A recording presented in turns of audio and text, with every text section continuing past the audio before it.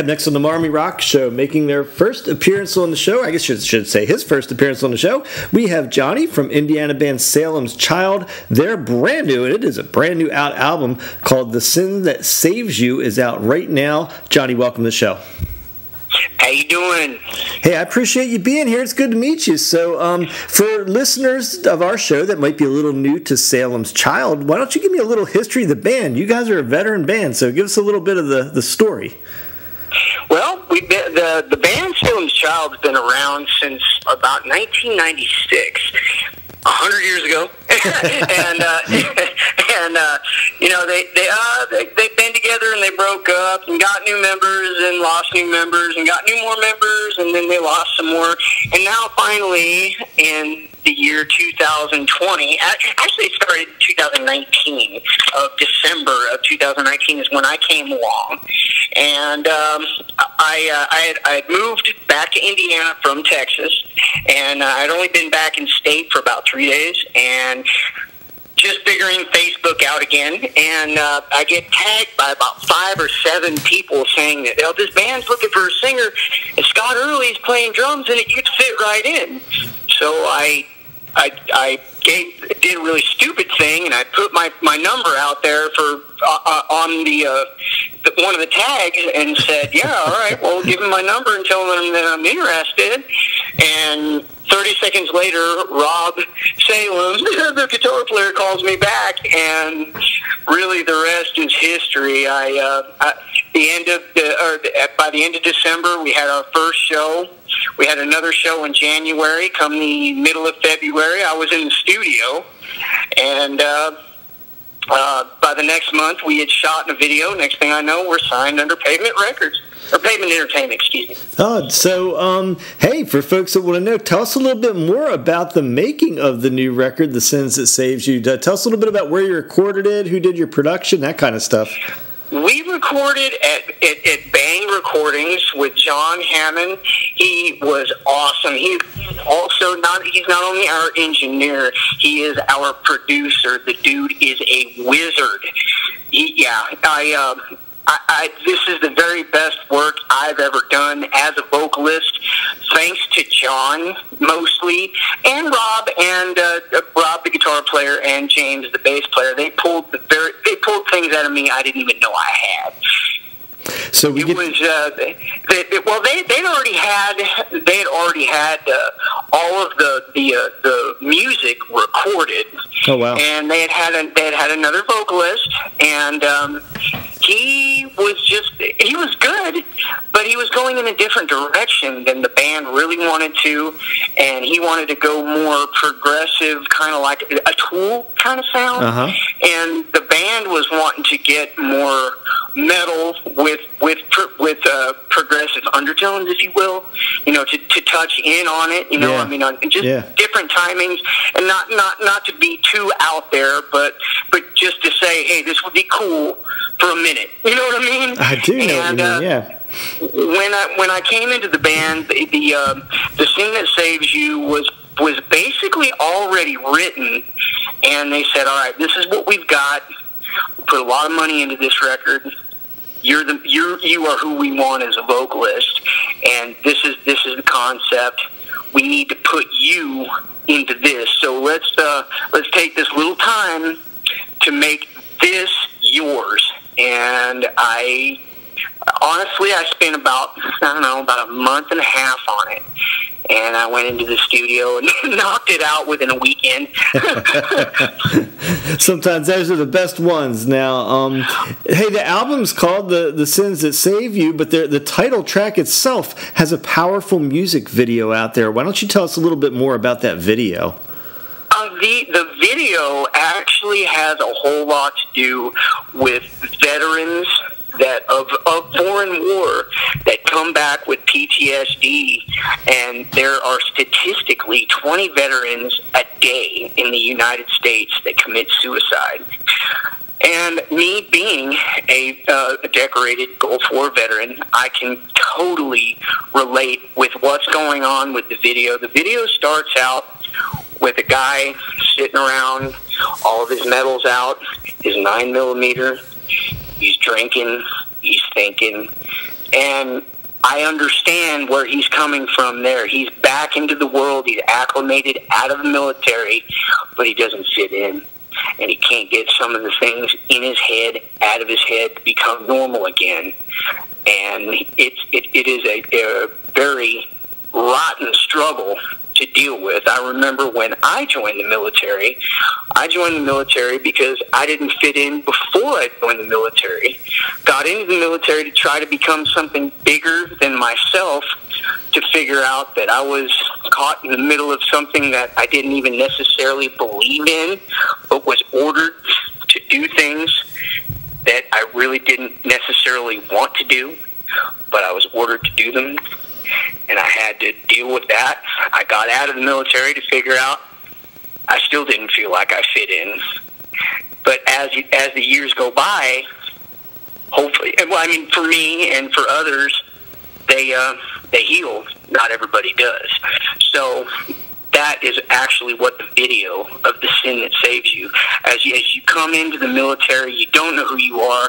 Then when you're there, you need to do unspeakable acts that gives you nightmares for years to come.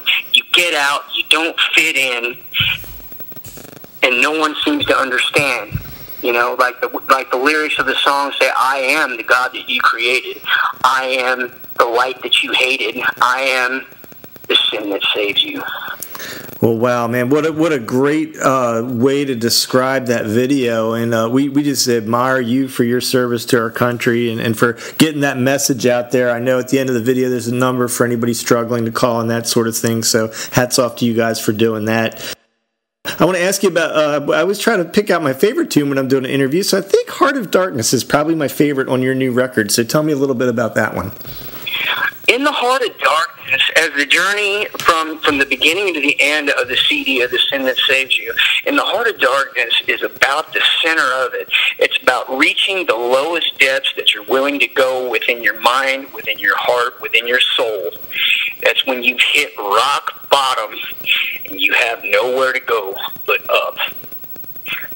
Wow, so it's a cool song, man. It's my favorite one. I don't know what, I'm not sure what gravitated me to it. It's so funny when you listen to a record, you don't know what it is about certain songs. But that one, I just, I always see which one makes me hit repeat, and that was the one for me. So, thank you. It seems to be a favorite of the guys.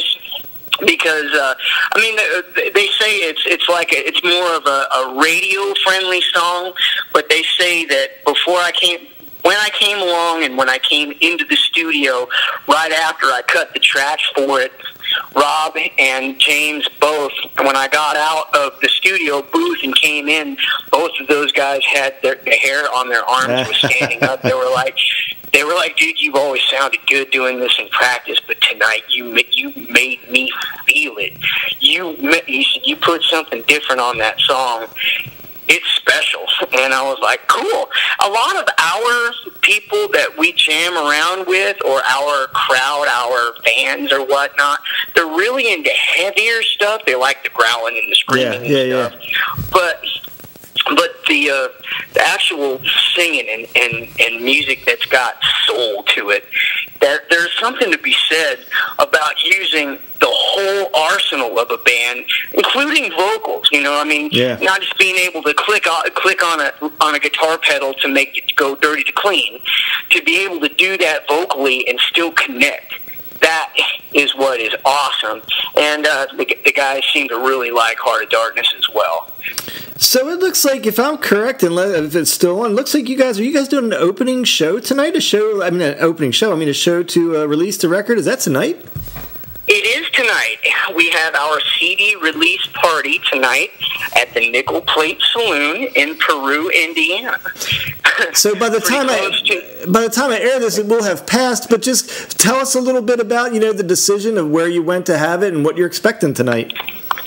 Well, all of us in the band kind of live far away from each other in Indiana. We all live in Indiana, but we all live a long way from each other. I live in Logansport, which is 30 minutes away from my bass player, James, who lives in Kokomo, which is 40 minutes away from my guitar player, Rob, who lives in Converse, and from Rob is about I don't know, about 50 minutes to Frankfort, Indiana, and then all the way upstate is where Scott lives in Fort Wayne. So our central is in Peru, and it's the closest to my hometown.